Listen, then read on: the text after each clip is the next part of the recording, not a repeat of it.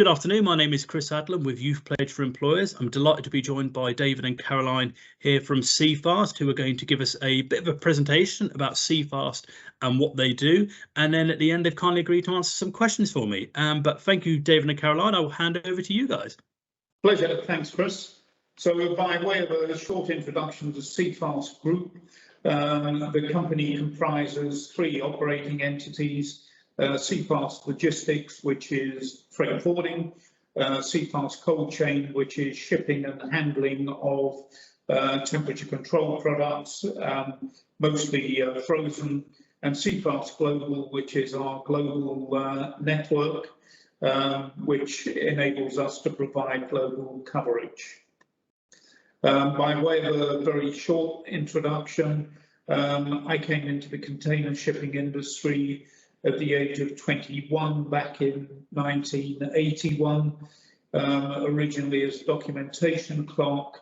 After several years and moved through different trade management roles, became chief executive of the same company, namely Conchip Container Lines. Later joined CMA CGM in 2003 as UK chairman, and then in 2007 acquired then a minority shareholding in Seafast. And Caroline has actually been working with me at Conchip, CMA CGM, and now Seafast for the past 40 years. 42 years. So the group dates back to 2000, initially in association with another local freight forwarder, grain shipping, but at that time it was involved in just general ambient warehousing, and became contracted to the British and the Dutch Ministries of Defence from 2005 until 2015. In 2007, when we joined, we did so really with the objective of diversifying Seafast into commercial logistics, and also at that time we decided to exit ambient warehousing in favour of temperature controlled facilities.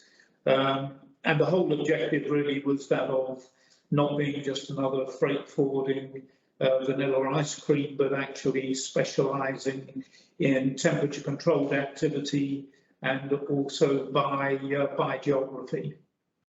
We've been contracted to the Falkland Island government since 2011, and that is actually ongoing now until at least the end of 2026.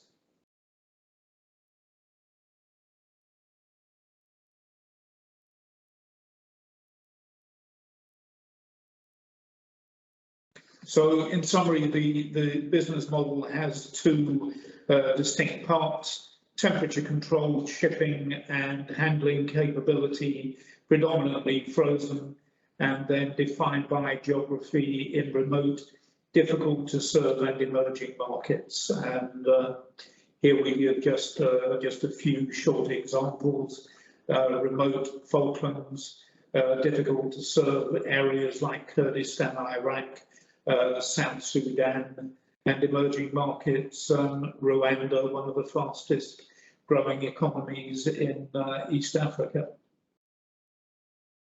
Quite a small senior management team, which lends itself to being personal, flexible, and agile, and we tend to work with our key customers more in partnership than they the customer and we the supplier.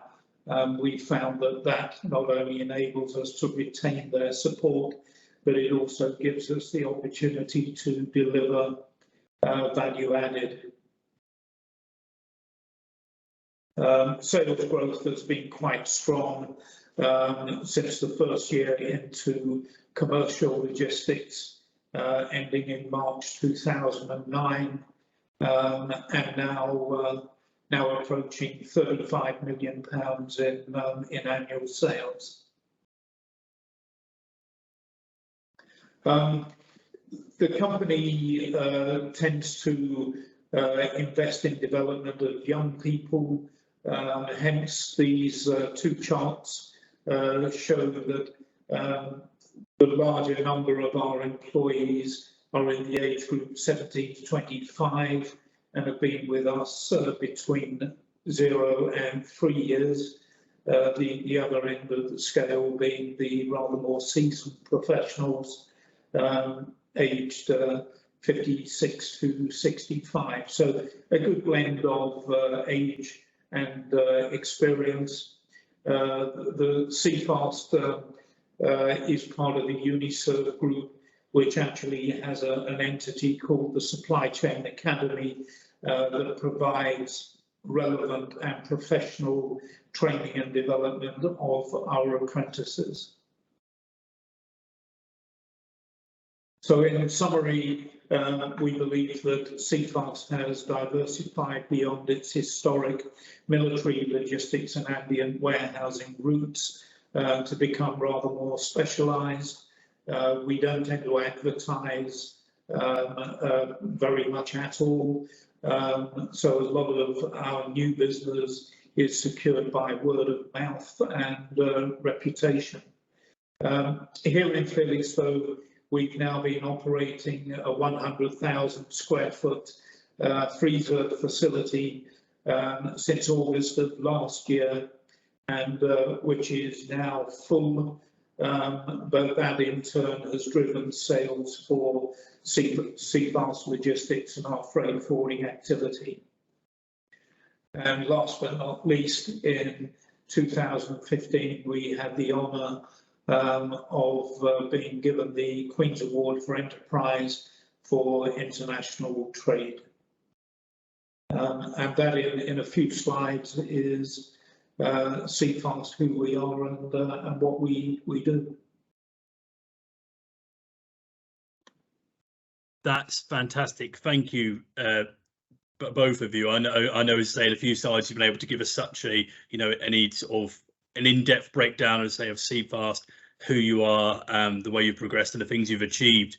One part I was curious to ask you some questions about was you spoke about sort of your success in recruiting 17 to 25-year-olds, having them stay with you. And I throw this question out to both of you, which is, when you get people in that age group coming to you for roles and putting applications in, what traits, what skills, what personality and character traits are you looking for someone, and you think to make you think actually you'd be a good fit here at Seafast? Personality. It's always good to have a personality, not to be shy. And to perhaps have had the understanding to look on the website and to find out a little bit more about what they may be coming to and what they know about us, because we always put the question to them, what do you know about Seafast? Because a lot of youngsters nowadays actually do their homework online, and so that's what we'd be looking for. And we don't look for very many skills, just an understanding that they're interested in the industry. And basically, we do maybe say, well, why do you think you want a career in this industry? At that age, it's hard to tell. It's very difficult. They may not be able to answer that question, but we do like to ask it and get a bit of understanding from them. But I think, Caroline has outlined the requirements very well, Chris, but beyond that, I think we feel, because we've been in the sector so long, that actually logistics isn't given the credit that it should for being a pretty sexy industry to be part of. And I think once it's in the blood, then, it is difficult to imagine doing something different. No, that's a brilliant summary, and thank you. I appreciate you for being honest about, as you say, about what traits you feel are really good, and your reflection on the industry as a whole. And I'm going to sort of touch on your experiences within the sector there, which is, if you both had to sort of summarise what you feel the biggest challenges of working in the sector are and the biggest rewards are, what would you summarise them as? I think the biggest challenge, let's ignore COVID, Chris, but notwithstanding the impact that had on the ability to travel, it has always really been our way of doing business, is actually to get out there in the field. And, you know, sometimes the field is quite far flung, not always the most pleasant places to visit. But nevertheless, I think it is generally appreciated that actually taking the time and the trouble to visit, meet people face to face, requires an understanding and respect for many different local cultures. But the flip side of, you know, those challenges is that actually what makes it so rewarding and enjoyable, because you cannot go to the Middle East and expect that things are going to be the same as they are in Latin America, for example. So it's a very varied and interesting sector, and of course politics globally being what they are, constantly changing. I mean, you've touched on it quite a bit there, as I say, when you talk about, as I say, going to, you know, all of these sort of places, or, you know, all over the world. And, you know, you've touched as well that obviously personality is a trait that is, you know, really useful within the sector. You know, when you're going out to these different places, and you say where there's all kinds of different scenarios, you know, whether it be political, geographical, you know, there's all kinds of variables in play. Is it just having good communication that will help you? Is it adaptability? What other sort of traits are really useful, do you find, when you're actually out there mixing with people with different backgrounds, cultures and experiences? Well, I think it probably takes me back to pre-Seafast and very early days in container shipping with Comship. Krista being sent to the Yemen Arab Republic, as was at the age of 23, where it's quite difficult to actually communicate with a lot of the locals in English, being accompanied by a guide, and actually thinking, you know, for the first time outside of Europe, that this is actually quite daunting. But then after a 2-week marketing tour of the Yemen, actually coming back and having the willingness to then go to next stop was Egypt. But I think you kind of grow into it. So it's in terms of young individuals, finding those that are ultimately sort of prepared to accept that the world is not all like this country. No, I appreciate your honesty, and as you say, having that open-minded approach to, you know, mixing with different cultures is a really solid piece of advice. And it's advice that I want to sort of end, when I say end this conversation on, a question that I've asked all of the employers I've had these employer talks with, and this question goes out to both of you, is if you could go back and speak to your younger selves, say about 17, 18, about to step out on your career journey, knowing the things you know now, having experienced the things you've experienced now, what's the one piece of career advice you would give to your younger self?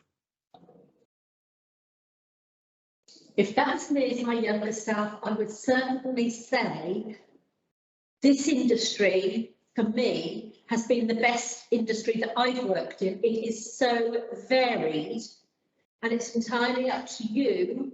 What you put in, you get out. And I really enjoyed it. I started at 21. I had jobs prior to working in shipping, as does a lot of people, and I would never look back on going into shipping and logistics because of the variety, the travel I myself have done as well, and it just covers virtually every aspect. Personally, Chris, I went into retail management, and an old school buddy of mine went into the shipping industry in Felixstowe, and we used to meet up after we'd gone then our separate ways. And I thought, you know, I'm not really finding retail management particularly exciting, but what my old school buddy was doing sounded really quite exciting. So I took the jump to move out of retail, went down to Felixstowe for a company called United States Lines as a documentation clerk, and have never regretted it.